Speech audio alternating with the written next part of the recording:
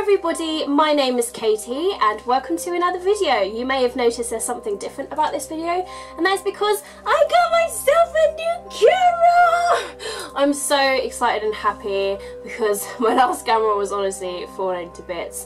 The back flew off, buttons were coming off, and the last time I was using it, I swear to God it wasn't going to stop recording. The recording button like nearly got stuck and I was just like, no! But thankfully it worked alright, but I needed a new camera. So yesterday I went camera shopping and I was just so overwhelmed by how many cameras there are these days. I was just like, I don't know what to do, what to get. My nan was just like, just get a freaking camera for God's sake. I knew in my head what I wanted and then I managed to find it. Reduced from £500 to £289, I present this baby. So hello new camera. I'm so happy with the quality, the video quality, the sound quality and everything. I hope you guys are too. Now on to the video, my top 13 of 2013. And yes, I am doing 13 books, unlike some people who only did 7 Joel books.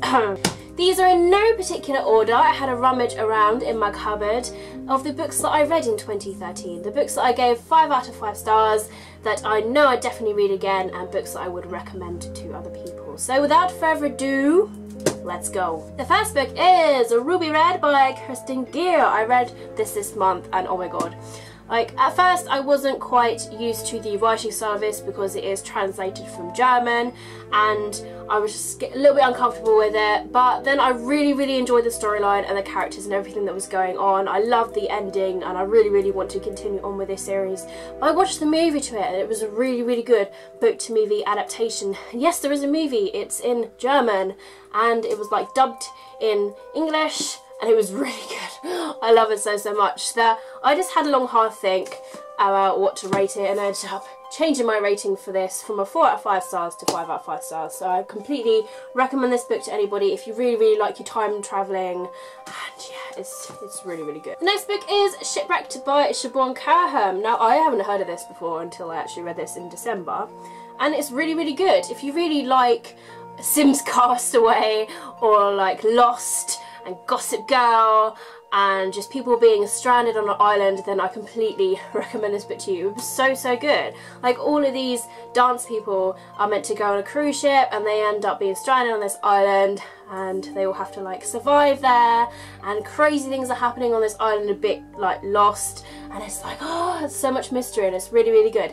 And this book ends in such a way where you just really want to read the next book, but this is the first book that is in a series, so I really can't wait to read the next book. And then we have Cinder by Marissa Meyer. Oh my god, this book was so fantastic. If you really like your fairy tale retellings, then I definitely recommend this book because it's a twist on Cinderella. It's a really interesting twist as well. I found it absolutely fantastic. I love Cinder as a character. I loved all of the characters. I just loved everything that was going on. I love being in the world that is inside this book, and I'm so excited to begin Scarlet, which is the BookTuber Book Club book pick for January. So yes, oh, love it. Then we have one of my all-time favourite books, which I always recommend, and that is Unremembered by Jessica Brody, which is the first book in a series. The sequel to this is actually coming out pretty soon.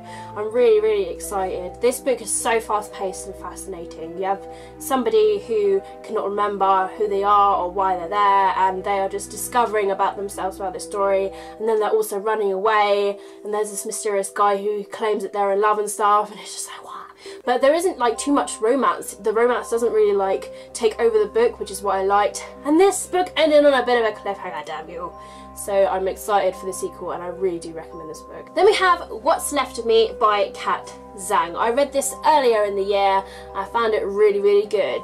2 souls in one body in itself sounds absolutely fantastic and interesting, and it was really good. I loved hearing from the dual perspectives. I loved how they were coping and pretending that only one soul was in the body. I found it so good. So I'm really excited for the sequel to this because I've recently just purchased it. Next of all, we have The Selection by Kiera Cass. This is their first book that is in a series. It's a dystopian series. Please do not be fooled by its cover. I've known guys who enjoy this book as well. It's really good. It's all about like classes and like going up in them and then being the selection. America is entered to be like alongside of the prince and she has to sort of like earn her way, but I really like her character because she's not really in the competition for the prince as such. it's just, she's doing it for her family and stuff, but she ends up developing feelings for the prince as well. So it's like, if you really like Higashi romances, then definitely this is awesome. It's so good. Next of all, we have Vampire Academy, the first book in the Vampire Academy series by Richelle Mead, and I reread this year, so I'm going to include this, and it's so fantastic. If you really like your vampire novels that aren't cheesy, this is for you. It's so good. It contains really kick-ass characters. Rose, she tells a story from her perspective. She's so fantastic. I absolutely love her character. And then you've got other characters like Dimitri, and it's so good. It's so good. It's so good and powerful, and it's just like, oh, it's addictive. I recommend this series like so much. Then we have a new adult novel, my first ever new adult novel that I read this year, and that is The Edge of Never by J.A. Redmersky. If you would like to venture into new adult, then I completely recommend this book, as this was a book that I first started with. It's more for like people my age, because I'm in my 20s, and new adult is for the people that aren't quite ready for adult books, but they still contain some adultish things about them, like some have swear words, some have like graphic things inside them.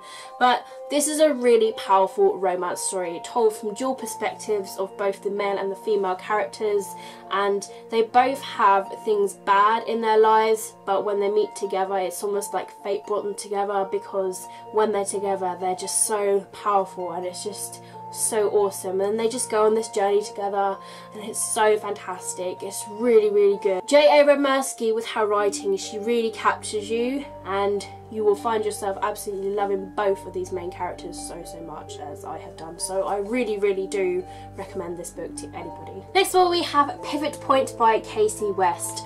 Oh my god, this book was so fantastic. It blew me away just how amazing it was. It's so good for someone to have the ability of choices, one bad, one good, but they both end up being kind of twisted in the end. So it's all about this character deciding which path is the best one to go along, and it's really good. It's so good. I really can't wait to read the sequel to this book. Then we have a gushy romance book, which is one of my all-time favourite contemporary romances, and that is Anna and the French Kiss by Stephanie Perkins.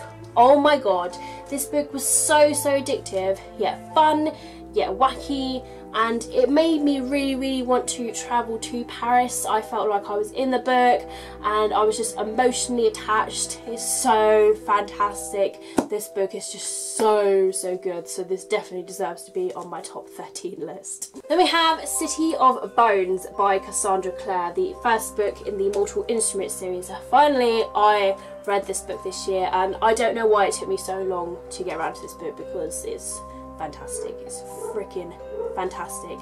Absolutely loved this book so much. So I really honestly recommend this series to anybody, especially if you're into like your fantasies and like vampires, and it's really good. And then we have The Fault in Our Stars by John Green. This is my first ever John Green novel, and oh my god, this story is so powerful and emotional, and it really just draws you in. His writing is fantastic, and it was just so good. This book actually made me cry, and it definitely deserves to be on my top 13 list. Last but not least, we have Warm Bodies by Isaac Marion. Oh my god, this is like my ultimate favourite zombie book. I think it's the only zombie book I've read actually, but it was really good. It's so funny, like so much hilarity in the writing that was just like, whoa!